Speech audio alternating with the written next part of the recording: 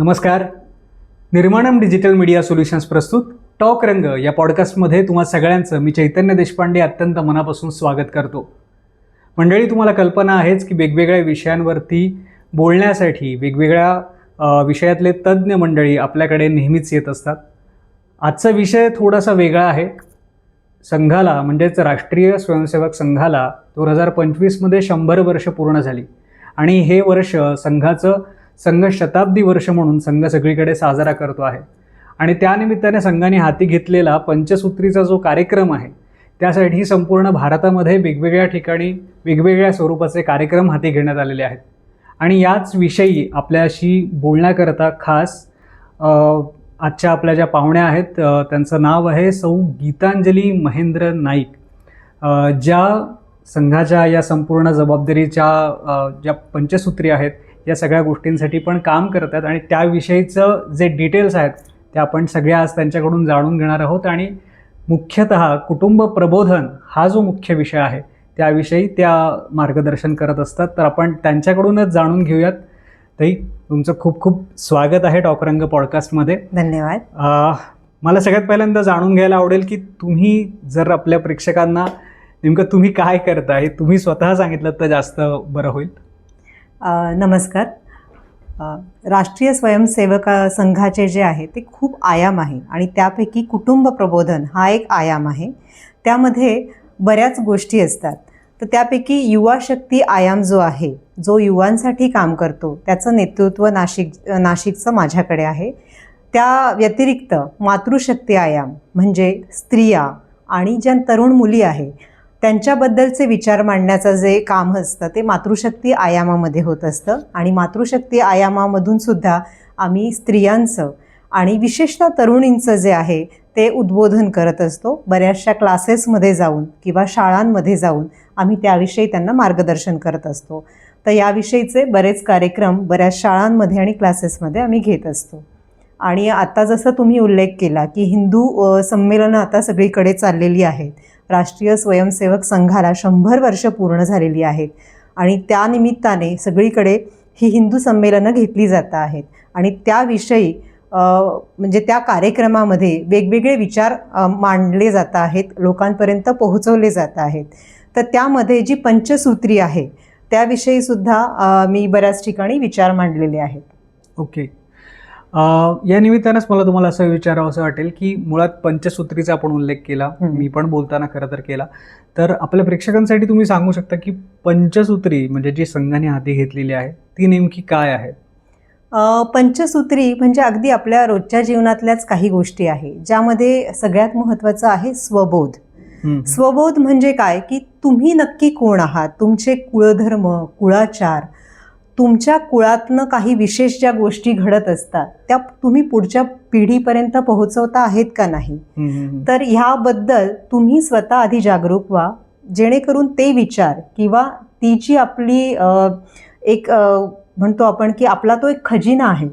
प्रत्येक कुळाचा काहीतरी एक विशेष भाग असतो आणि तो आपण पुढच्या पिढीला देणं लागतो. तर आपण त्या गोष्टी करतो आहे का. तर हे झालं एक स्वबोध म्हणून. सामाजिक समरसता हा त्यातला अजून एक दुसरा महत्त्वाचा मुद्दा आहे की आजकाल असं झालं आहे की कुटुंब खूप लहान होत चालली आहे, प्रत्येकजण धावतं आहे आणि त्यामुळे सामाजिक ज्या गोष्टी आहे त्यामध्ये आपलं जे पार्टिसिपेशन आहे म्हणजे आपला जो सहभाग आहे हा अत्यंत कमी होत चालला आहे. तर सामाजिक जीवनामध्ये आपण सहभागी होतो आहे का नाही, तर हे फार महत्त्वाचं आहे. नागरी कर्तव्य हा तिसरा त्याच्यातला फार महत्त्वाचा पॉईंट आहे. अगदी तुम्ही म्हणाल की रस्त्यावर चालताना रस्त्याचे नियम पाळणं, त्यापासून तर सिग्नल न तोडणं, आपल्या शहराची जशी आपण आपल्या घराची काळजी घेतो त्याचप्रमाणे आपलं शहर स्वच्छ ठेवणं, सामाजिक बांधिलकी जपणं, बरोबर, हे सगळं नागरी कर्तव्य यामध्ये येतं. त्यानंतर पर्यावरण, जो आता सध्या खूप ज्वलंत विषय आहे की पर्यावरणाचा मानवी उत्क्रांती होत होत आता आपण अशा स्थितीला येऊन पोचलो आहे की पर्यावरणाची आपण खूप जास्त हानी केलेली आहे. त्यासाठी पर्यावरण कसं जपलं पाहिजे, माणसाने पर्यावरण पूरक जे आयुष्य आहे ते कसं जगलं पाहिजे, या सगळ्या गोष्टी याच्यामध्ये येत असतात. तर ह्या सगळ्या गोष्टी आहे. आणि त्याच्यानंतर त्याच्यामध्ये बऱ्याच गोष्टी जसं आहे की स्वदेश, देशाबद्दलचं प्रेम, या सुद्धा गोष्टी ज्या आहेत त्या आपण मुलांना शिकवल्या पाहिजे. घरामध्ये, कुटुंबामध्ये ते आपण आचरणात आणल्या पाहिजे. देशभक्ती फक्त 15 ऑगस्ट किंवा 26 जानेवारी या 2 दिवसांपुरती मर्यादित न राहता आपल्या छोट्या छोट्या गोष्टीतनं आपण या गोष्टी करू शकतो. आणि जेणेकरून पुढची पिढी आपलं अनुकरण करेल आणि एक उत्तम देश घडवण्यासाठी आपण त्या गोष्टी करू शकतो. कारण पुढची पिढी जी आहे आपली, तिला या गोष्टी जर कळल्या तर उत्तम देश हा जो आहे तो घडेल. बरोबर. मुळात संघाची जी रचना आहे किंवा संघाची निर्मिती डॉक्टर हेडगेवारांनी करण्या पाठीमागची भूमिकाच ही होती त्यांची, की चारित्र्यवान व्यक्ती निर्माण करणं, घरामध्ये चरित्र निर्माण ही त्यांची खरं तर संकल्पना होती. बरोबर. तर मला पुढचा प्रश्न तुम्हाला असा याच अनुषंगाने विचारावासा वाटेल की तुम्ही मुख्यतः जे आत्ता नाशिकमध्ये काम करत आहे त्या कामाविषयी आणि कार्याविषयी पण थोडक्यात माहिती दिलीत तर बरं होईल. कुटुंब प्रबोधन हा जो विषय आहे, खरं तर भारत हा जो देश आहे याने जगाला शिकवलं आहे वसुधैव कुटुंबकम. राईट. पण थोडंसं खेदाने म्हणावं लागतंय की या गोष्टीवर भारतातच काम करायची आता वेळ आलेली आहे. पण ठीक आहे, काही हरकत नाही. संघाने हे सुद्धा काम आता स्वतःच्या हातात घेतलेलं आहे. आणि कुटुंब हे जे आहे ही भारत देशाची खूप मोठी स्ट्रेंथ आहे असं आपण म्हणू शकतो. हा अतिशय आपल्याकडे उजवा भाग आहे की आपल्याकडे कुटुंब व्यवस्था जी आहे जी इतक्या वर्षापासून चालत आलेली आहे आणि त्यामुळे भारत देश प्रत्येक गोष्टीत आघाडीवर आहे. पण सगळ्यात महत्त्वाची गोष्ट अशी झालेली आहे की आधुनिकीकरण म्हणा किंवा थोडंसं आर्थिक नियोजन म्हणा किंवा बाहेरून काही गोष्टींची प्रलोभनं म्हणा, बदललेली विचारांची जी दृष्टी आहे ती म्हणा, यामुळे कुठेतरी कुटुंब व्यवस्थेवर घाला आजकाल घातला जातो आहे. काही गोष्टी अशा आहेत की बऱ्याच वेळेला भारताला जेव्हा जमिनीवर किंवा पाण्यामध्ये किंवा हवेमध्ये युद्ध करून जेव्हा आपल्या शत्रूंना जिंकता येत नाहीये भारत, तेव्हा अप्रत्यक्षपणे कुटुंब पद्धतीवर घाला घालून त्यानंतर भारताचं विभाजन करणं हा काही दुष्ट शक्तींचा हेतू आता समोर आलेला आहे. भारताची जी स्ट्रेंथ आहे ती कुटुंब व्यवस्था आहे आणि कुटुंब व्यवस्थेमुळेच भारत हा एकसंध राहतोय. बऱ्याच देशांमध्ये जे आपण म्हणतो की नैराश्य आहे, त्याच्यानंतर डिप्रेशन आहे, व्यसनांच्या आहारी जाणं आहे, हे प्रमाण खूप पूर्वीपासून होतं. पण भारतामध्ये कुटुंब व्यवस्था असल्यामुळे डिप्रेशन, नैराश्य, व्यसनांच्या आहारी जाणं, आपले जे विचार आहे ते अतिशय म्हणजे आपण म्हणतो की जसं त्याचं प्रकटीकरण जे आहे त्याला कुठलाही धरबंध नसणं, स्वैराचार जे आहे हे भारतामध्ये कधी नव्हतंच. कारण त्याला होतं की त्या गोष्टीला कुटुंब व्यवस्थेचं बळ होतं. अगदी साधं उदाहरण मी सांगते तुम्हाला. कुटुंब व्यवस्थेमध्ये जेव्हा मूल जन्माला यायचं तेव्हा कुटुंबामध्ये मूल जन्माला येणं ही फक्त आई बाबा किंवा नवरा बायको यांची जबाबदारी नसायची, तर ती पूर्ण कुटुंबाची जबाबदारी असायची. म्हणजे एखादी महिला गरोदर राहिल्यानंतर तिच्या पोटी येणारं मूल जे आहे ते उत्तम कसं असेल यासाठी संपूर्ण कुटुंब काळजी घेत असायचं. त्यामुळे येणारं मूल जे आहे ते सशक्त आणि सुदृढ असायचं. दरवेळेला आईलाच त्याची काळजी घ्यावी लागायची का, तर नाही. आजी आजोबा असायचे, आत्या असायचे, मामा मामी, त्याच्यानंतर काका काकू, असं भरलेलं कुटुंब असल्यामुळे आईलाही मूल मोठं करण्यामध्ये कधी त्रास जाणवला नाही. त्याला एकटेपणा कधी मुलाला जाणवलंच नाही त्या सगळ्या. आणि वेगवेगळे संस्कार हे आपसुकच त्यामध्ये होत गेले. शेवटी संस्कार तरी काय असतात की आपण समोर बसवून आता संस्कार करतोय असं ह्या गोष्टी नसतात.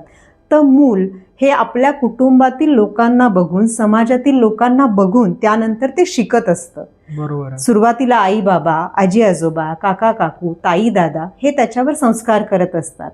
पूर्वीच्या काळी जर अगदी तुम्हाला आठवत असेल की आपली पिढी सुद्धा, आपण लहान असताना आजी आजोबा संध्याकाळी 7ला दिवे लागणी झाली की शुभं करोती म्हणून घेणं, रामरक्षा म्हणून घेणं, परवचा म्हणून घेणं, हे काम आजी आजोबांचं असायचं. आजीसोबत नातवंड मंदिरात जायची, तिथे हरिपाठ, भजन, कीर्तन ह्या सगळ्या गोष्टी व्हायच्या.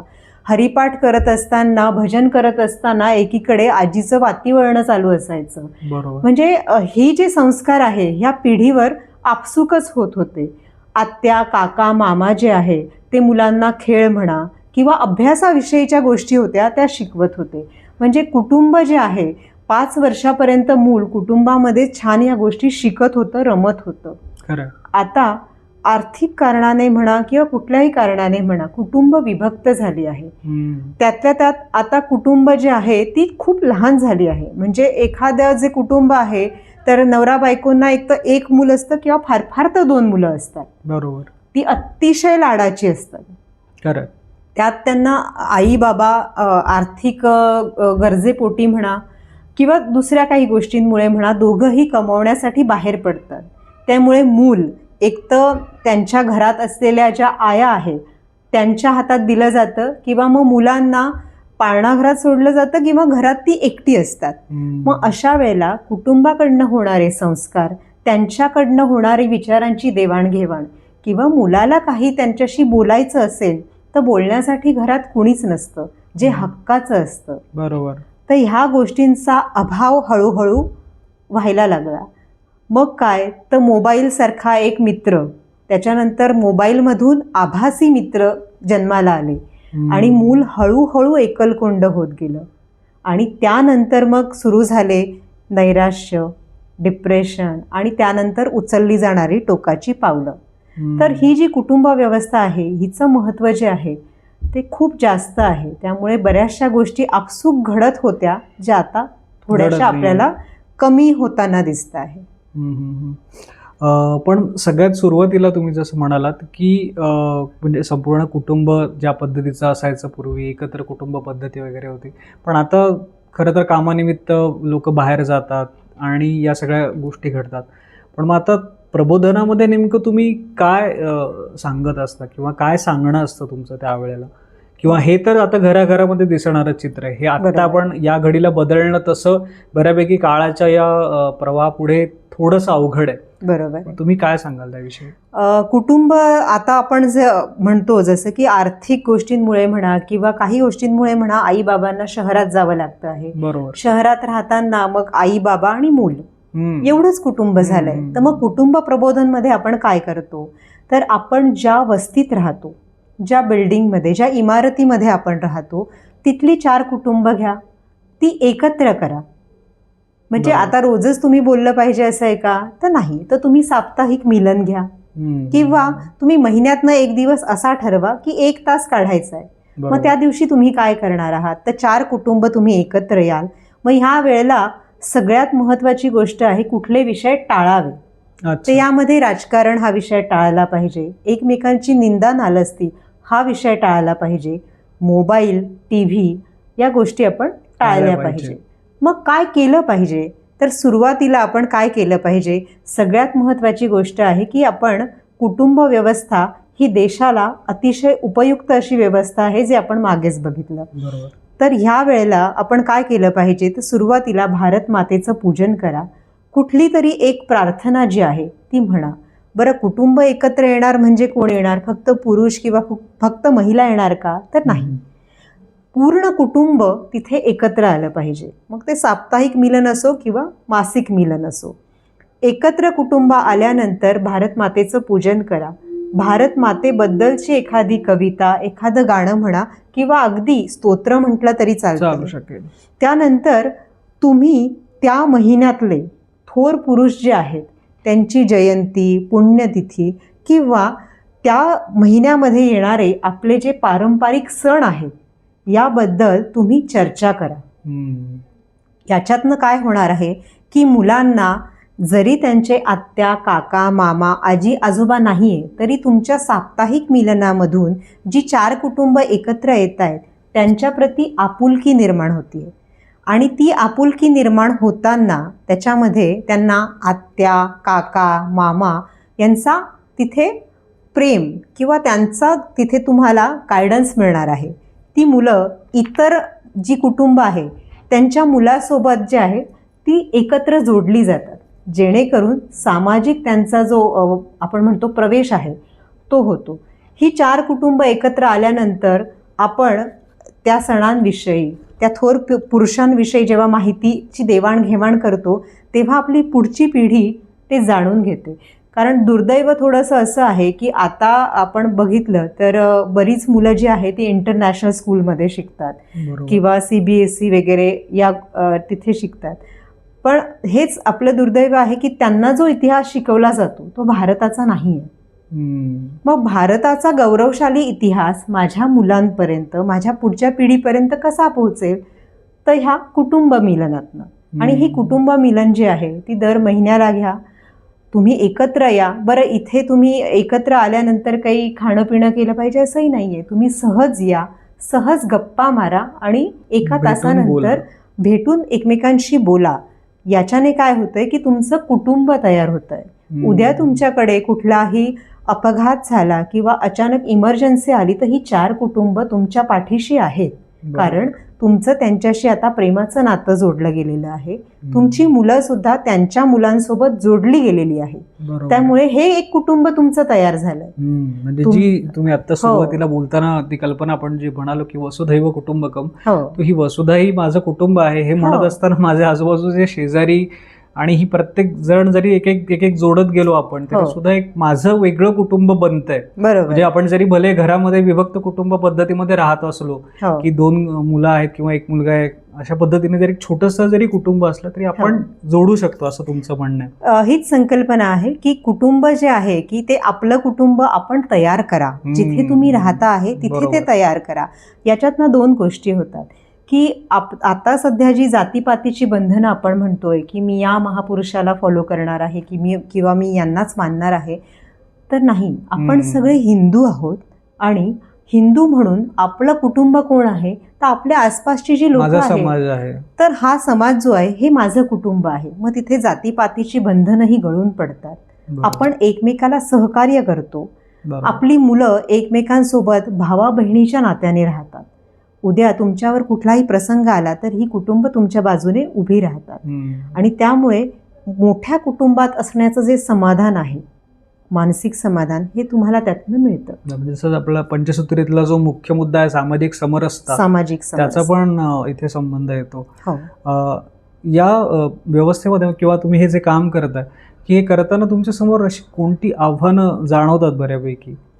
काय दिसतं की काय खरं चित्र आहे अजून? आता हे तर म्हणजे हे कॉमन वरवरचं झालं, पण तुमचा असा वैयक्तिक अनुभव काय येतो या कंडिशनमध्ये की जेव्हा तुम्ही जाता आणि कुटुंबाशी संवाद साधण्याचा प्रयत्न करता तेव्हा एक समोरच्याची दृष्टिकोन काय असतो तुमच्याकडे बघण्याचा? सगळ्यात महत्त्वाचं असं आहे की राष्ट्रीय स्वयंसेवक संघ हा एका विशिष्ट पक्षाशी जोडला गेलेला आहे का, हा सगळ्यांच्या मनामध्ये एक प्रश्न असतो की हे त्या पक्षाचं काम करता का. तर सगळ्यांना माझं हेच निवेदन आहे किंवा विनंती आहे की राष्ट्रीय स्वयंसेवक संघ कुठल्याही पक्षासाठी काम करत नाही.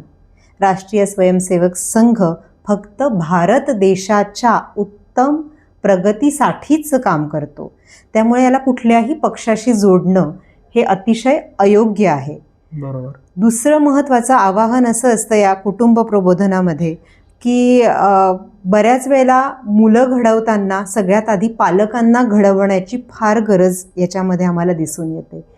की एक माइंडसेट असतो आजकाल कुटुंब जे आहे त्याच्यामध्ये की भरपूर पैसा असणं, मोठा फ्लॅट असणं, एक मोठी गाडी, 2-4 यशस्वी कुटुंब म्हणजे काय नेमकं अशी व्याख्या. तर फॉरेन टूर्स करणं, मुलांनी भरघोस मार्क मिळवणं म्हणजे यशस्वी आपण आहोत.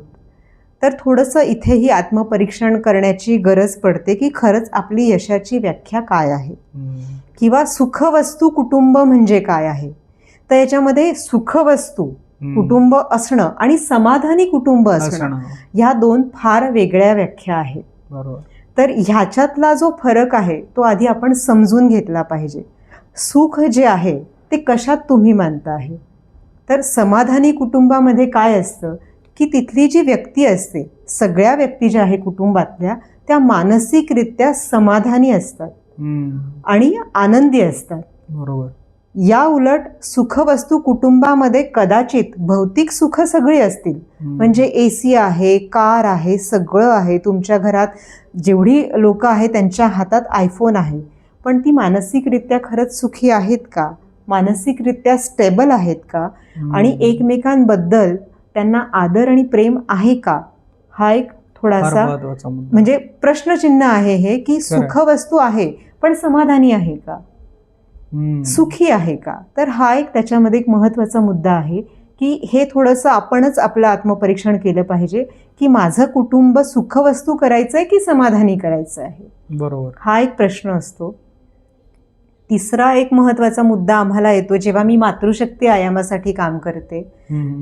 खेदाने थोडंसं म्हणावंसं वाटतं की महिला ज्या आहेत या बाबतीत त्यांचा जो विचार करण्याची पद्धती आहे ती फार थोडीशी मला असं वाटतं की त्याच्यावर खूप जास्त बाह्य इम्पॅक्ट आहे किंवा त्याच्यावर म्हणतो ना आपण की बाहेरच्या देशातील विचारांचा थोडासा पगडा आहे की माझी मुलगी आहे. आता मी मुलींवर का भर देते यामागे एक कारण आहे की मुलगी जी आहे ती घर जे आहे ते उभं करते. बरोबर, कारण मुलगी ही अशी आहे की जिला निसर्गाने मातृत्वाची देणगी दिलेली आहे. पुढची पिढी घडवणं आणि नुसतं घडवणं नाही तर ती सक्षम करणं हे फार महत्त्वाचं काम जे आहे, ही फार मोठी जबाबदारी जी आहे ती स्त्रीच्या खांद्यावर असते. त्यामुळे स्त्रीला आपल्या समाजात विशेष मान आहे. थोडंसं आपण जर म्हणलं की आता इतर देशांचा त्यांनी असा आपल्यावर पगडा असा रोवलेला आहे की भारतातील ज्या स्त्रिया आहे फारच दयनीय अवस्था आहे, मागास आहे, आपल्याकडे पुरुषप्रधान संस्कृती आहे, त्यामुळे स्त्रिया या भरडल्या जातात. तर थोडंसं तुम्ही मागे जर गेलात म्हणजे अगदी महाभारताचा काळ झाला किंवा वैदिक काळ झाला तर तुम्हाला माहिती असेल की ऋषीमुनी जे आहेत त्यांच्या सोबतीने गार्गी, मैत्रेयी अशा या स्त्रिया आहेत ज्यांच्या रुचा ऋग्वेदामध्ये सुद्धा आहे. इतक्या कपेबल, इतक्या आपल्याकडच्या हुशार स्त्रिया होत्या. म्हणजे आपल्याकडे स्त्री कधीच पीडित किंवा दुर्लक्षित नव्हती. बरोबर, ती उलट पुरुषांच्या 2 पावलं पुढे होती. तिला तेव्हा अधिकार होता, मी लग्न करणार आहे, कुणाशी करणार आहे किंवा नाही करणार आहे. म्हणजे आपण म्हणतो ना आजच्या भाषेत करिअर कुठलं करायचं, स्वतः ती इंडिपेंडंट स्त्री त्यावेळेला खरी होती असं म्हणतात. त्यावेळेला सुद्धा होतीच ती. त्याच्यानंतर जेव्हा आपण महाभारतात बघतो की सत्यवती हे जे पात्र आहे, सत्यवतीने खूप निर्णय असे घेतलेले आहे की जे आजच्या युगामध्ये आपण म्हणतो की अरे की हा फारच पुढचा विचार आहे, धाडसी निर्णय आहे किंवा पुढचा विचार आहे. तर हे निर्णय जे आहे सत्यवतीने त्या काळात घेतलेले आहेत आणि त्याला सगळ्या मंत्रिमंडळाने किंवा तिचे जे सहकारी होते पुरुष यांनी त्याला अनुमोदन दिलेलं आहे, सामाजिक मान्यता दिलेली आहे. महत्वाचं म्हणायचं म्हणलं तर पण म्हणजे इतकी स्त्री जी आहे ही सक्षम होती. द्रौपदी आहे आपल्याकडे, सीता आहे, गांधारी आहे. आता तुम्ही जर गांधारीचं जर तुम्ही वर्णन बघितलं असेल तर गांधारीने सुद्धा जरी तिचा धृतराष्ट्राशी विवाह झाला होता तरी तिचा निर्णय काय होता, जरी धृतराष्ट्र हे अंध होते तरी सुद्धा गांधारीने डोळ्यावर पट्टी बांधून त्यांच्यासोबत पूर्ण आयुष्य घालवलं. तिने असं कधीच म्हटलं नाही की माझा पती अंध आहे तर मी आजच्या भाषेत जर म्हणायचं घेतलं तर मला घटस्फोट हवाय. हा निर्णय घेण्याची क्षमता, तो निर्णय पूर्ण तडीस नेण्याची क्षमता या स्त्रियांमध्ये होती आणि त्याला मंत्रिमंडळाने तिच्या घरच्यांनी सपोर्ट केला होता, अनुमोदन दिलेलं होतं की नाही हा तुझा निर्णय आहे, त्याचा आम्ही सन्मान करतो. म्हणजे असं कुठेच तिला म्हटलं गेलेलं नव्हतं की अरे हा तुझा चुकीचा निर्णय आहे किंवा जे काय असेल ते. सीतेने घेतलेले सगळे निर्णय जे होते ते सुद्धा तिचे स्वतःचे होते. रामाने तिच्यावर कधीच निर्णय लादला नव्हता किंवा समाजाने सुद्धा लादला नव्हता. तर सीतेला सुद्धा दरवेळेला आपल्याकडे कारुण्याची झालर दिली जाते की ती पीडित होती. नाही, तिने जे निर्णय घेतले हे तिचे स्वतःचे होते आणि त्याचे परिणाम भोगण्याची तयारी सुद्धा तिची स्वतःची होती. म्हणजे या स्त्रिया ज्या आहेत आपल्याकडे, आता ही उदाहरणं मी का दिली तर समाजात ही 4 नावं माहिती आहेत म्हणून. बरोबर. तर या स्त्रियांचे जे निर्णय होते हे त्यांनी घेतले होते, त्यामुळे आपल्याकडची स्त्री ही सक्षमच होती. ती कधीच पीडित नव्हती. जसं शिवाजी महाराजांच्यासाठी जिजाऊ माता होत्या, हो, म्हणजे त्या जर नसते तर शिवाजी घडला नसतं. घडले नसते. तुम्ही जे सांगताय त्या हो. मुद्द्यापर्यंत येतो मी आता, की तो सगळ्यात महत्वाचा मुद्दा आहे की घरातली स्त्री सक्षम असेल तर तुमच्या घरात शिवाजी जन्मू शकतो. हो. पण आता अशी अवस्था आहे की शिवाजी जन्माला यावा पण तो शेजारच्या घरावर, माझ्याकडे नको. बरोबर. अशी जर आई असेल तर त्याचाही उपयोग नाही असं म्हणते. तेच म्हणूनच मातृशक्ती आयामामध्ये आम्हाला थोडंसं जास्त काम करावं लागतं, कारण आजच्या स्त्रिया थोडंसं खेदानेच म्हणावं लागतंय मला की या रीलच्या जगामध्ये रिअल जे आहे ते कुठेतरी बाजूला पडतंय. म्हणजे 40-45 जी महिला आहे, जी तिच्या मुलीसाठी तिची आई आदर्श आहे, पण जर ती आईच जर कमी कपडे घालून रील करून त्याचं स्टेटस ठेवत असेल तर मुलीने आदर्श कुणाला मानावं, हा एक मोठा प्रश्न आहे त्याच्यामध्ये. तुम्ही 40च्या आहात, तुम्ही 45च्या आहात, हे मान्य करा. तुमची जबाबदारी पुढची पिढी घडवण्याची आहे, ना की रीलमध्ये 4 लोकांना दिसण्याची आहे. तर सत्य जे आहे ते तुम्ही एक्सेप्ट करा, ते माना की आज मी 45ली आहे, माझ्यावर जबाबदारी आहे, माझी पुढची पिढी कशी घडेल याबद्दल.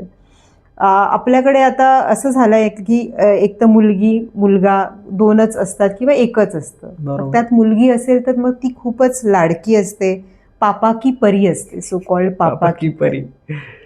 तर माझं हेच म्हणणं आहे की तुमची मुलगी ही परी म्हणून राहावी का राणी लक्ष्मीबाई म्हणून राहावी, याचा विचार तुम्ही करा. कारण परी ही कशी असते, शोकेसमध्ये ठेवणाऱ्या कचकड्याच्या बाहुलीसारखी असते. बरोबर. पण जेव्हा ती राणी लक्ष्मीबाई, राणी चेन्नम्मा होते, तेव्हा तिच्यातली शक्ती ती दाखवते. आणि तिच्यात इतकी शक्ती आहे की भारताचं नाव ती पुढे नेऊ शकते. आणि याची उदाहरणं आपल्याकडे खूप उदाहरणं आहेत. त्यामुळे मुलींना आपलं अपत्य आहे, प्रेम करा, पण तिला परी बनवू नका, तिला ताकदवान बनवा. म्हणजे आजच्या समाजामध्ये ज्या विपरीत घटना घडत आहे त्याला तोंड देण्यासाठी तिला इतकं सक्षम बनवा की तिच्या डोळ्यातलं तेज बघून समोरच्याने तिच्याकडे बघण्याचा विचार सुद्धा सोडून दिला पाहिजे. खरं, फार महत्त्वाचा मुद्दा तुम्ही सांगितलात. आता कुटुंब प्रबोधनामध्ये तुम्ही सांगत असताना असे कोणकोणते महत्त्वाचे विषय आहेत त्यामध्ये की ज्यावरती तुम्ही भर देता किंवा फोकस असतो तुमचा मोस्टली? सगळ्यात महत्त्वाचं आहे की आजची जी जनरेशन आहे, ज्याला आपण जेनझी म्हणतो, आता ही पिढी जी आहे ही मोबाईल सोबतच जन्माला आलेली. म्हणजे अगदी आईच्या पोटात असल्यापासून ती पिढी मोबाईल बघत आलेली आहे. तर मोबाईल मुलांना वापरण्यासाठी बंधन घालावं का? तर नाही, कारण आजची ती गरज आहे. पण त्याचा वापर कसा करावा हे सुज्ञ पालकांनी आपल्या मुलांना नीट सांगा.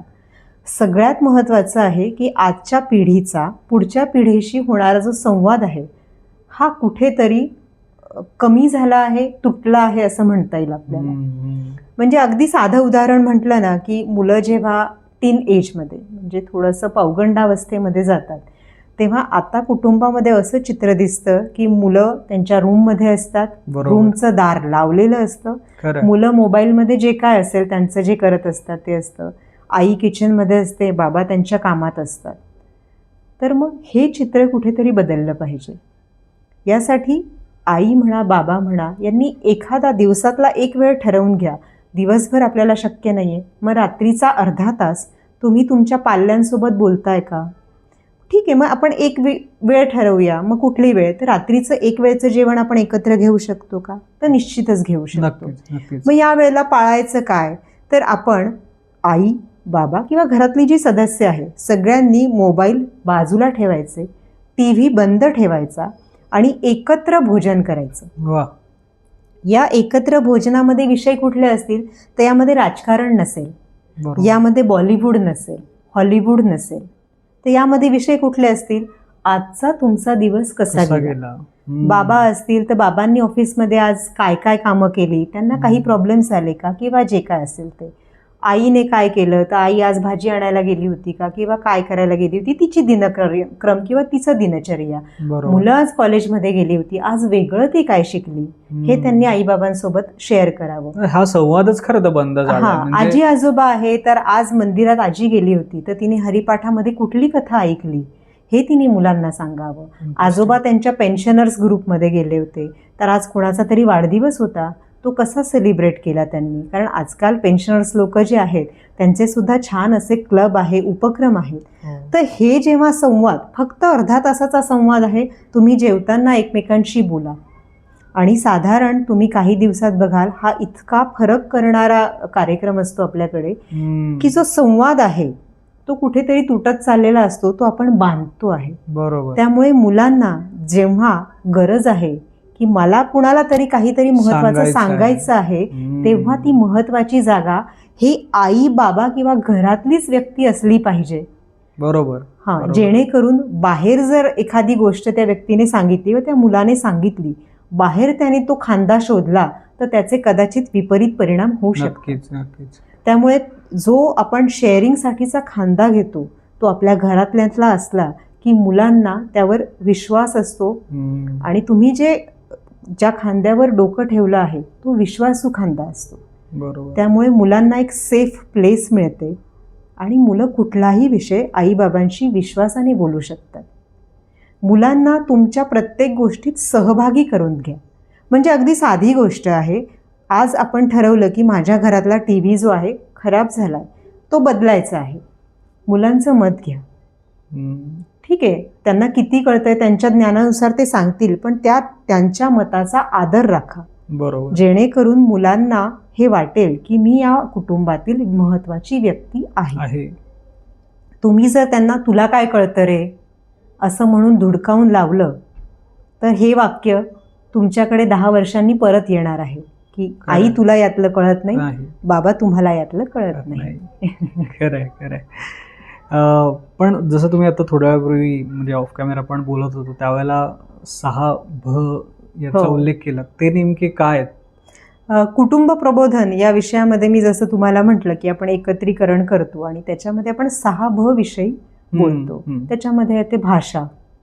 भाषा म्हणजे तुम्ही ज्या राज्यात राहतात, जी तुमची मातृभाषा आहे, बरोबर, त्यावर आपण किती लक्ष देतो. म्हणजे मला तर आता असं वाटायला लागलंय की पुढची पिढीच काय, आपण सुद्धा बरेचसे मराठी शब्द जे आहे ते आता म्हणजे आपण म्हणतो ना वापरातनं बाहेर गेलेले आहेत.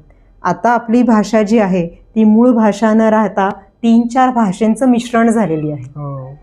म्हणजे अगदी एखादा शब्द जो आहे त्याला पर्यायी मराठी शब्द आपल्याला आठवत नाही. तर मग आपण आपली मातृभाषा ही जतन केली पाहिजे. बऱ्याच वेळेला असं होतं की काही भाषा ज्या आहेत ज्या तिथल्या एका विशिष्ट प्रदेशामध्ये कधी काळी बोलल्या जात होत्या, मग ती एखादी आदिवासी भाषा असू दे किंवा ज्याला आपण लोकल लँग्वेज असं म्हणतो, तर त्याही नष्ट होत आहेत. तर असं होता कामा नये, कारण ती आपली संस्कृती आहे, बरोबर, जी आपण पुढच्या पिढीपर्यंत पोहोचवली पाहिजे. तर आपल्या मातृभाषेचा आदर राखावा म्हणून भाषा या विषयावर फार महत्त्वाची गोष्ट. हो. आणि घरात तुमची जेव्हा माणसं असतील, तुम्ही कुटुंबात असाल, तेव्हा ती भाषा बोला. मग ती मराठी असेल, आदिवासी असेल, आगरी असेल, खानदेशी असेल, जी असेल मातृभाषा तुम्ही बोललीच पाहिजे घरामध्ये. ठीक आहे, बाहेर तुम्ही नाही बोलू शकत, कम्फर्टेबल नाही आहात, तर तुम्ही घरामध्ये मातृभाषा बोला. दुसरं आहे भूषा. बरोबर, तुम्ही काय परिधान करताय. मुळात भारत हा जो देश आहे हा उष्णकटिबंधीय आहे, बरोबर, आणि त्यामुळे आपल्याकडे पारंपरिकरित्या काही पोशाख ठरवले गेलेले आहेत जे तुमच्या आरोग्यासाठी उत्तम म्हणून होते आणि म्हणून ते ठरवले गेलेले आहेत. खरं. पण आता काही आपण म्हणतो की बाहेरून येणाऱ्या जे काही इन्फ्लुएन्सेस असतात तर त्याच्यामुळे आपण खूप भरकटत चाललेलो आहोत. म्हणजे आपल्याकडे अगदी साधी गोष्ट सांगते तुम्हाला की पूर्वीच्या काळी एखादा फाटका कपडा आपल्या अंगावर असेल तर आजी आजोबा किंवा आई बाबा रागवायचे की हे दारिद्र्याचं लक्षण आहे, फाटकं घालू नको. बरोबर. आता आपण काय करतोय, जास्त पैसे देऊन फाटके कपडे किंवा फाडून कपडे घालतो आहे. तर खरंच ही आपली संस्कृती आहे का, आणि आपण त्याच्यावर विचार करणं गरजेचं आहे. आता बऱ्याच गोष्टी अशा आहेत की आपल्याला माहिती असतात पण जाणीवपूर्वक कुठेतरी दुर्लक्ष होतोय. जसं की बाहेर जसं US, UK, अमेरिकेमध्ये खूप थंडी असते म्हणून ते लोक ब्लेझर घालतात आणि जे काय असेल त्यांचे जे आहेत.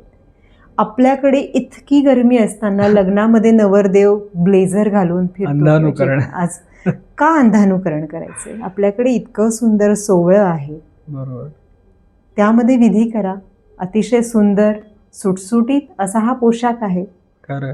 तर मग हे असंच कुठेतरी आपण म्हणतो की इन्फ्लुएन्सच्या खाली येऊन आपण या गोष्टीत बदल करत असतो.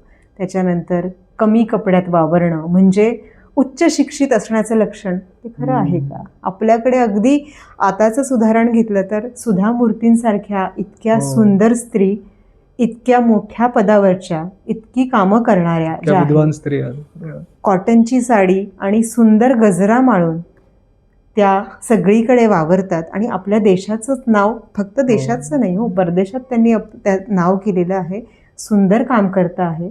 मग आपण त्यांचा आदर्श का घेऊ नये? ही झाली भूषा, की ज्याच्यावर आता काम करणं गरजेचं आहे. भूषा झाली, भाषा झाली. त्याच्यानंतर भवन. तुम्ही ज्या घरात राहता ते घर कसं हवं? ते घर हवं की हॉटेल हवं? हे तुम्ही डिसाईड करा. काय होतं, घरामध्ये आल्यानंतर घराची जी एक ऊब असते, बरोबर, घराचे वाइब्स असतात, ते आपल्याला मिळाल्या पाहिजे. नाही तर मग घरात आल्यानंतर आई त्याच्या खोलीत, बाबा तिच्या खोलीत, मुलं त्यांच्या खोलीत दारं लावली आहे, हे घरच नाही ना, हे हॉटेल झालं. तर मग त्या घरामध्ये संध्याकाळी दिवा लावला जातोय का? कमीत कमी एक शुभंकरोती तरी म्हटलं जातंय का? याचा विचार घरच्या गृहिणीने, कर्त्या पुरुषाने केला पाहिजे. दारासमोर 4 फुलं का होईना किंवा 4 बोटांची रांगोळी का होईना रोज काढली जाते का? बरोबर. घर आहे तुमचं आणि घर हे मंदिरासारखं असतं. तर आणि तुम्ही घरात येतात म्हणजे मंदिरात प्रवेश करतात. तर घरात प्रवेश करताना तुमची काळजी, चिंता उंबऱ्याच्या बाहेर सोडून घरामध्ये प्रवेश करा, तुमच्या कुटुंबामध्ये प्रवेश करा. बाहेरची चिडचिड, बाहेर जे आहे, ज्या गोष्टी झालेल्या आहेत त्या घरामध्ये आणू नका. कारण तुमचं घर हे मंदिर आहे, त्यात पॉझिटिव्ह वाइब्स, सकारात्मक ऊर्जा असते. आणि जेव्हा तुम्ही अशा गोष्टी घरात आणतात तेव्हा घराला, त्या कुटुंबाला कुठेतरी आपण म्हणतो ना की ते मंदिराचा जो वास असतो कुठेतरी कमी होतो. आणि ही जी सकारात्मक ऊर्जा आहे ती घरातल्या प्रत्येक सदस्याला जाणवते आणि त्याच्यावरती परिणाम पण करत असते. तर त्यामुळे घर जे आहे हे मंदिरासारखं ठेवा, हॉटेलसारखं नको की जिथे स्विगीवरनं फूड येतं आहे. तर हे नको. घरात वरण भात करा, तो सात्विक असतो, तुमच्या आईच्या हातचा असतो, त्यामध्ये आईची माया असते. त्यामुळे बाहेरचं जे म्हणतो भोजन आपण, तर ठीक आहे ना, 6 महिन्यातनं एकदा जा बाहेर, कारण आजकालचं ते ट्रेंड आहे, पण त्याला मर्यादा असणं अपेक्षित आहे. कारण आता असंच एक पुढचा जो मुद्दा भोजनाचा आहे त्याबद्दलच आपण बोलतोय की भोजन सुद्धा आता असं झालं आहे की प्रत्येकाच्या बेडरूममध्ये ताट जातंय. मग ते मोबाईल किंवा एखादी सिरियल चालू असते आणि सिरियल बघता बघता सगळे जेवण करता आहे. तर मग ते आहार जर तुम्ही बघताना समोर जे चित्र आहे ते जर हिंसक आहे, ते जर निगेटिव्हिटी देणारं आहे, नकारात्मक आहे, तर तुम्ही जे भोजन ग्रहण करता आहे आणि त्याच्यावरनं होणारा तुमच्या शरीरावरचा परिणाम आहे तो सकारात्मक कसा होईल? तो होणारच नाही. कारण आपल्या शास्त्रामध्ये असं म्हटलंय की भोजन ग्रहण करताना सगळ्यात आधी आपण ते डोळ्याने ग्रहण करतो, त्यानंतर आपल्या नाकातल्या वासाने आपण त्या भोजनाचा आस्वाद घेतो, नंतर मुखातून ते आपल्या पोटात जातं. आणि आपल्याकडे उदरभरण नोहे तो यज्ञकर्म आहे असं म्हटलंय. म्हणजे भोजन किती महत्त्वाचं आहे, हा एक यज्ञ आहे आणि या यज्ञात तुम्ही आहुती घालता आहे. आता ही आहुती घालताना तुम्ही जर समोर रक्तपात बघता आहे, मारामारी बघता आहे, तर या यज्ञात मध्ये पडणारी आहुती कशी असेल? याकडे घरच्या स्त्रीने, कर्त्या पुरुषाने लक्ष देणं फार वृत्ती बनते, तशी प्रवृत्ती बनते. आणि त्यामुळे भोजन जो आहे तो आपल्या शरीरावर जो परिणाम करणार आहे तो सकारात्मक होणारच नाहीये. त्यामुळे जसं मगाशी मी म्हटलं की ॲटलिस्ट कमीत कमी एक भोजन आपण कुटुंबासोबत घ्या की जेणेकरून हा यज्ञकर्म जो आहे तो फलदायी होईल. त्याच्यानंतर आता भोजन झालं, भवन झालं, भ्रमण. भ्रमणाच्या बाबतीत सुद्धा आता असं होते की प्रत्येक शनिवार रविवारी मला वाटत नाही एकही कुटुंब घरी थांबतं. शनिवार झाला की मग मॉलला जा, ठीक आहे ना, जा, हरकत नाही.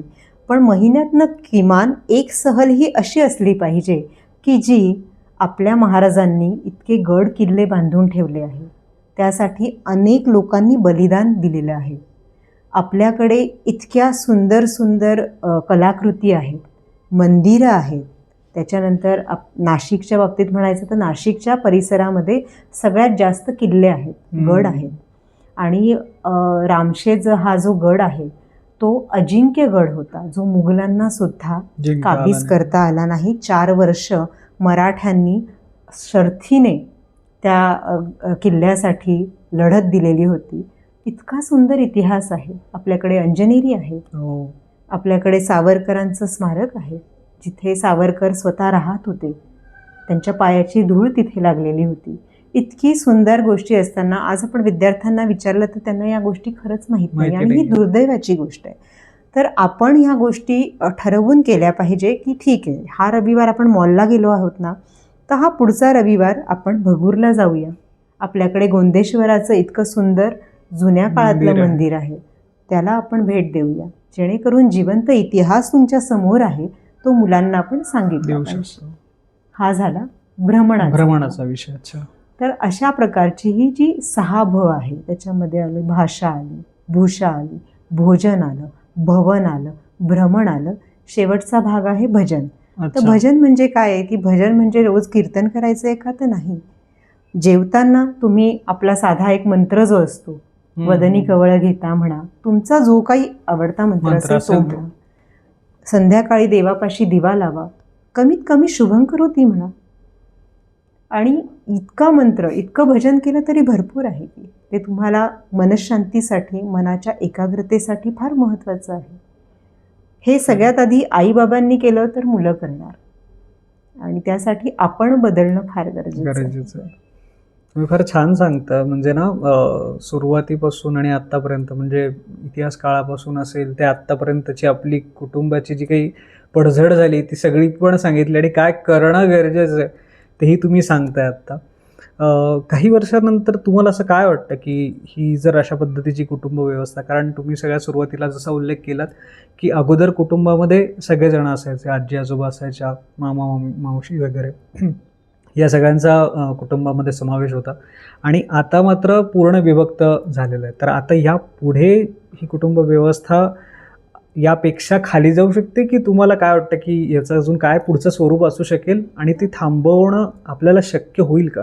या बाबतीत माझा विचार थोडासा सकारात्मक असा आहे की आता कुठेतरी म्हणजे गेले 20-25 वर्ष बरीचसे युवा जे होते ते अतिशय पैशाच्या मागे धावत होते. सुखवस्तू कुटुंब त्यांना जे होतं ही त्यांची प्राथमिकता होती. म्हणजे लाखात, म्हणजे जर पॅकेजेस म्हटलं आपण तर 25, 30, 50 लाखाचं पॅकेज हवं. पण ही आत्ता अवस्था आहे. त्याच्यानंतर आपल्याला 2 BHK, 3 BHK, 4 BHK हवा. एक चांगली गाडी हवी, म्हणजे सेडानच्या सगळ्या पुढच्याच गाड्या हव्यात आपल्याला. त्याच्यानंतर घरात वायफाय हवा, प्रत्येकाला लॅपटॉप हवा. या सगळ्या गोष्टी अजूनही आहे, पण कुठेतरी आता प्रत्येक युवकाला जाणवायला लागलेलं आहे की खरंच पैसा हेच सर्वस्व आहे का, तर नाही. याचं उत्तर मिळतं आहे नाही. कारण आता बऱ्याच ठिकाणी असं बघायला मिळतं आहे की लोक त्यांच्या IT कंपनी याच्यातले मोठ्या मोठ्या पदावरचे जे जॉब आहे ते सोडून शेती या व्यवसायाकडे वळले आहे, किंवा अशा ठिकाणी गेले जिथे सेवा वृत्तीने सेवा केली जाते. थोडक्यात समाधानाचा शोध घेत आहेत. मटेरियलिस्टिक गोष्टीतनं त्यांना जे मिळत नाहीये, म्हणून मग ते समाधानाचा शोध घेणं बरोबर आहे. की जे पैशातनं मिळत नाहीये तर ते कुठेतरी सेवेतनं किंवा स्वतःच्या कष्टातनं आता ही पिढी जी आहे ती त्याकडे वळते आहे. म्हणजे खरं सुख, जे मी मगाशी म्हटलं की तुम्हाला समाधानी कुटुंब हवं आहे की सुखवस्तू कुटुंब हवं, तर याचं उत्तर हळूहळू बऱ्याच युवकांना मिळायला लागलं. तुमचं म्हणे की सुखवस्तूकडून ते आता समाधानाकडे येत आहे, वळतायत. हो. आणि म्हणजे ह्या गोष्टीचाही त्यांना जाणीव झालेली आहे की माणूस हा समाजशील प्राणी आहे अर्थ आणि कुटुंब ही फार महत्त्वाची एक व्यवस्था आहे. खरं. की पैसा खूप आहे तुमच्याकडे पण समाधान नाही आहे, पैसा खूप आहे पण शेअरिंगसाठी, केअरिंगसाठी तुम्हाला महत्त्वाचा आधार देणारा खांदा नाही आहे, खरं. विश्वासू खांदा नाही आहे. आणि जो खांदा मी बघतो आहे आभासी जगात तो खरंच माझा नाही आहे. कदाचित तिथे माझी फसवणूक होते आणि तसे अनुभव लोकांना येत आहे की काय होतं आभासी जगामध्ये बऱ्याच वेळेला तुमच्या खासगी गोष्टी तुम्ही त्यांच्याशी शेअर करून जातात, त्यांच्याशी त्या गोष्टींबद्दल बोललं जातं आणि नंतर त्या गोष्टीचे फार वाईट परिणाम त्यांना भोगावे लागतात. मग ह्या सगळ्या गोष्टी अनुभवातनं ही पिढी शिकते आहे आणि त्यामुळे हळूहळू ती या मार्गावर येते आहे. कुटुंब व्यवस्था हाच भारताचा कणा आहे, बरोबर, असं मी म्हणेन. आणि हे आता समाजाला पटतं आहे. त्या व्यतिरिक्त आम्ही कुटुंब व्यवस्थेवर काम करतोच आहे, पण आम्हाला बऱ्याच वेळेला स्वतःहून समोरून असं येतं की नाही आम्हाला पण तुमच्यासोबत काम करायचं आहे, किंवा आम्हालाही तुम्ही जे काम करताय ते नक्की काय आहे हे सांगा. मग तेव्हा जे काही गैरसमज असतात ते आपण दूर करतो आणि आपण कुटुंबासाठी आणि देशासाठी काम करतो आहे या गोष्टी जेव्हा आपण त्या पिढीला सांगितल्या जातात तेव्हा त्या त्यांना पटतात आणि त्या या गोष्टीसाठी ते अगदी आनंदाने काम करतात. आणि याचा फायदा आपल्याला असा होतो की आता ते बुद्धिमान ही पिढी आहे तर नवीन नवीन ॲप्स म्हणा किंवा नवीन नवीन गोष्टी म्हणा त्याच्याने कुटुंब प्रबोधन हे जे आहे ते सर्वसामान्यांपर्यंत कसं पोहोचेल यासाठी ते आपल्याला मदत करतात. तर अतिशय सकारात्मक दृश्य आहे आता की लोक खरंच कुटुंब व्यवस्था महत्त्वाची आहे, माणसं महत्त्वाची आहे, माझी माणसं महत्त्वाची आहे या विचारांकडे हळूहळू वळत आहे. कारण मी हा प्रश्न एवढ्याचसाठी विचारलं तुम्हाला आत्ता, कारण आता लिव्ह इन रिलेशन आणि या सगळ्याकडे शहरी भागामध्ये याचं प्रमाण खूप मोठ्या प्रमाणात किंवा अर्बन सिटीजमध्ये जास्त वाढलं जातं आहे. आणि दुसरीकडे बघायला गेलं तर ज्या आत्तापर्यंतच्या तुम्ही गोष्टी सांगितल्या या मोस्टली एक तर शहरी वातावरणात किंवा फ्लॅट संस्कृतीमध्ये राहणाऱ्या व्यक्तींसाठी या लागू पडत आहेत किंवा उच्चभ्रू घरांमध्ये राहणाऱ्या लोकांसाठी ही गोष्ट आपण म्हणू शकतो. पण हेच चित्र ग्रामीण भागामध्ये पण अशा स्वरूपाचं आहे, कुटुंबाची अवस्था अशी आहे की तिकडे काय स्वरूपाचं आहे? नाही, ग्रामीण भागामध्ये जे चित्र आहे ते फारच सकारात्मक आहे. कारण ग्रामीण भागातले जे आहे ती लोक जी आहेत ती आजही कुटुंबाला धरून आहे. आजही त्यांच्याकडे मोठं कुटुंब असतं आणि कुटुंब प्रमुख जो असतो तो सगळा जो वयस्कर व्यक्ती आहे त्या कुटुंबातला त्याला तो मान असतो आणि त्याचा शब्द कोणीच खाली पडू देत नाही. असं बऱ्याच कुटुंबांमध्ये आपल्याला बघायला मिळतं. अर्थात त्यालाही अपवाद आहे. शहरीकरणाचे वारे जे आहे ते ग्रामीण भागामध्ये सुद्धा वाहता आहेत, पण हळूहळू त्यातले धोके त्यांनाही कळायला लागलेले आहेत. तुम्ही जे म्हणालात की लिव्ह इन रिलेशनशिप वगैरे आहे या ज्या गोष्टी आहेत तर हे पण आपण जे म्हणतो ना की परकीय वारे आहे आणि त्याच्यात त्या वादळात आलेल्या या ज्या गोष्टी आहेत म्हणजे कुटुंब व्यवस्थेला खरं तर या गोष्टीने मोठा तडा एका दृष्टीने जातोय असं बऱ्यापैकी वाटतं. आणि मुळात लोकांकडे असं बघण्याचा दृष्टिकोन होतोय की हे करून करायचंय काय, कुटुंब मला काही वाढवायचं नाही, मला मूलबाळ नको आहे, मला या बाकीच्या गोष्टी कोणी नको आहेत, मी आणि माझी बायको इन द सेन्स जर नसेल समजा तर मला तुझ्यासोबत जस्ट राहायचं आहे आणि आपण नाही पटलं तर उद्या निघून जाऊयात. म्हणजे अशा स्वरूपाचे विचार करणारी जर पुढची पिढी येत असेल. आणि दुसरी महत्त्वाची गोष्ट अशी की हा एक विचार करणारी जनता आहे की आता काही महागाई वाढते, आपण उत्तम अन्नधान्य आपण काही देऊ शकत नाही आहोत, शिक्षण इतक्या मोठ्या प्रमाणामध्ये महागलेलं आहे. तर मग अशा परिस्थितीमध्ये एकत्र येऊन मुलंही जन्माला न घालणं हा एक पुढचा विचार करणारी एक वेगळी पिढी की आपण एक वेळ कुत्री पाळूयात, मांजरी पाळूयात घरामध्ये पण मूल नको असं म्हणून सुद्धा एक कुटुंबाला बंदिस्त करून कुठेतरी काय म्हणता येईल ती व्यवस्थाच मोडून टाकण्याकडे पण बराचसा कल दिसतोय. हो, आता एक नवीन संकल्पना आपल्याकडे आलेली आहे की डिंक, डबल इन्कम नो किड्स. बरोबर, डिंक, राईट. हां, तर ही जी संकल्पना आहे ही ॲक्च्युली समाजासाठी फारच घातक आहे. मुळात मनुष्य जे आहे, मनुष्य हा जो प्राणी आहे याने स्वतःचं जे अस्तित्व आहे हे टिकवण्यासाठी तो प्रजनन ही गोष्टी करत असतो. आणि हे फक्त मनुष्य प्राणी करतो का ते नाहीच. मला माझी पिढी टिकवायची हा एक बेसिक हेतू असतो. बरं, पिढी टिकवायची म्हणजे नक्की काय आहे? तर आज चैतन्य देशपांडे आहे जे उत्तम गातात, तुमच्याकडे आवाजाचा वारसा आहे, तुम्ही उत्तम निवेदन करता, हा तुमच्यातला जो गुण आहे हा पुढच्या पिढीकडे कसा येईल तर तुमच्या DNA मधनं येईल. अर्थात बरोबर आहे. तर ही तुमची जी एक म्हणतो आपण की तुमची जी खासियत आहे, तुमचं जे वैशिष्ट्य आहे ते तुमच्या DNA मधनंच पुढच्या पिढीकडे जाणार आहे. खरं, बरोबर आहे. ते काही वॅक्सिन किंवा इंजेक्शन नाही आहे की दुसरं एक मूल पकडून आणलं, त्याच्यात टोचलं आणि झालं. तर पिढी पुढे नेण्यामागचं कारण हेच असतं की तुम्ही मागचा जो वारसा आहे हा पुढे चालवता आहात. त्याच्यातले उत्तम गुण जे आहे ते पुढे जाता आहे. पण ही फार खेदाची गोष्ट आहे की ही डिंक संस्कृती जी आहे ती आता मान वर काढते आहे. हे अतिशय घातक आहे समाजासाठी. आपण जर पर्यावरणाच्या बाबतीत म्हटलं तर कुठल्याच प्राण्याने आजपर्यंत असा विचार केला नाही. खरं खरं. कुत्री म्हणा, मांजरी म्हणा की मी आज प्रजनन जरा जास्त हुशार आहे ना शिकल्यामुळे. पण माणसाने हे असं का ठरवावं? खरं. मुळात काय आहे की तुम्हाला पुढची पिढी जन्माला घालणं हे परवडत नाही. मुळात ही जी एक म्हणतो ना आपण, तिथेच माझा आक्षेप आहे की तुम्ही तुमची अपेक्षा, तुमचा जो म्हणतो आपण की राहण्याचा स्तर जो आहे त्या अपेक्षा ज्या आहे त्या उगाच आणि अवाजवी इतक्या वाढवून ठेवलेल्या आहे की त्या जर कमी केल्या तर 4 कुटुंब त्यामध्ये आरामात व्यवस्थित राहू शकतील. खरं. हा दोष आपला आहे. आपलं असं म्हणणं असतं माझी 2च मुलं आहे तर त्यांना सगळं द्यावं. पण मग सगळं देण्यामध्ये त्यांनी काहीतरी कमवावं, त्यांचं कर्तृत्व दाखवावं, हा आपण त्यांना स्कोप कधी देणार आहोत? माझ्या मुलांना पुढे काहीच करायला लागू नये म्हणून मी आयुष्यभर पळत राहणार आणि आयदी पिढी तयार करणार, हा जो कन्सेप्ट आहे हा थोडासा चुकीचा आहे. मुलांना उत्तम शिक्षण देणं हे तुमचं काम आहे. बरं, उत्तम शिक्षण देण्यासाठी आंतरराष्ट्रीय शाळा किंवा CBSE हा पर्याय नाही आहे. महाराष्ट्रामध्ये उत्तम सरकारी शाळा आहे ज्यामध्ये तुम्हाला मध्यान्ह भोजनापासून स्कॉलरशिपपासून सगळ्या गोष्टी मिळतात. मग तुम्ही त्या शाळांकडे का जात नाही?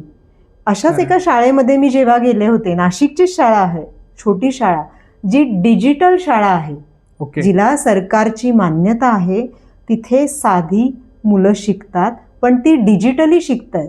म्हणजे इंटरनॅशनल स्कूलपेक्षा अत्यंत उत्तम फॅसिलिटी त्या मुलांना मिळते आहे. त्यांना मध्यान्ह भोजन मिळतं आहे, त्यांच्या कल्चरल ॲक्टिव्हिटीजकडे लक्ष दिलं जातं आहे, अगदी भाजी कशी पिकवावी इथपासून त्यांना प्रशिक्षण दिलं जातं आहे.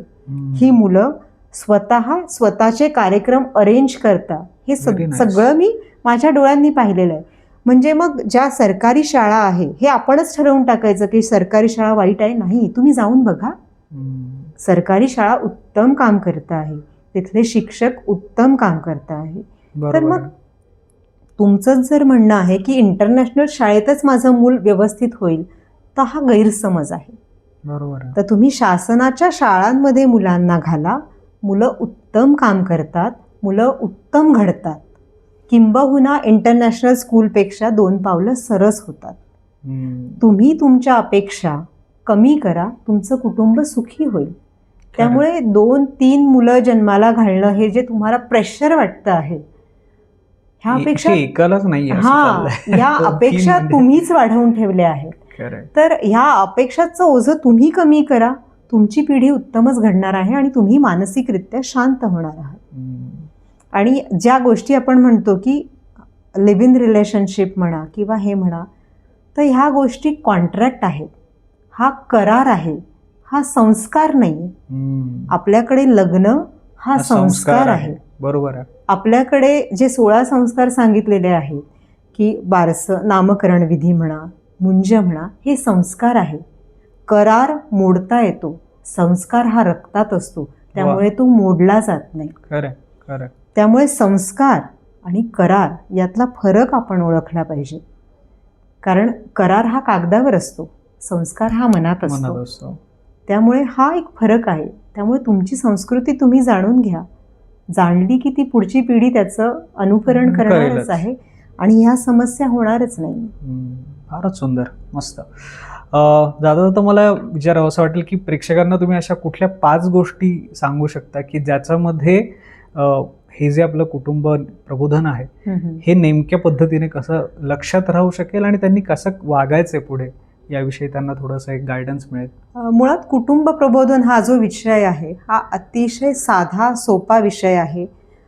तुम्ही एक वेळ तरी एकत्र जेवा, एक वेळ सर्व कुटुंबाने मिळून एकत्र प्रार्थना म्हणा, एकमेकांशी बोला. मग तो संवाद असला पाहिजे, विसंवाद किंवा ओरडणं नसलं पाहिजे. जे काय कराल ते एकत्र करा. घरातील लहान मुलं, वृद्ध यांना तुमचे जे आपण निर्णय घेतो आहे, कुठल्याही बाबतीतचे निर्णय असेल त्यामध्ये त्यांचाही विचार समावेश करा.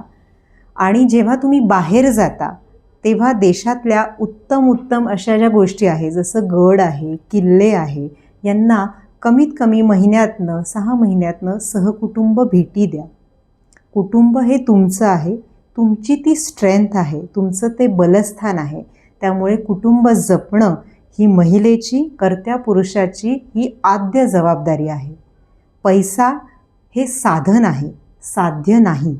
त्यामुळे कुटुंब व्यवस्था, समाधान याकडे आपण विशेषत्याने लक्ष द्यावं असं मी प्रेक्षकांना सांगेन. वा, खूपच छान. ताई, तुम्ही इतक्या सुंदर पद्धतीने ना कुटुंब प्रबोधन जरी विषय सोपा साधा बरोबर असा वाटत असला तरी सुद्धा तो इतक्या सहज आणि सोप्या पद्धतीने पोहोचवलाय.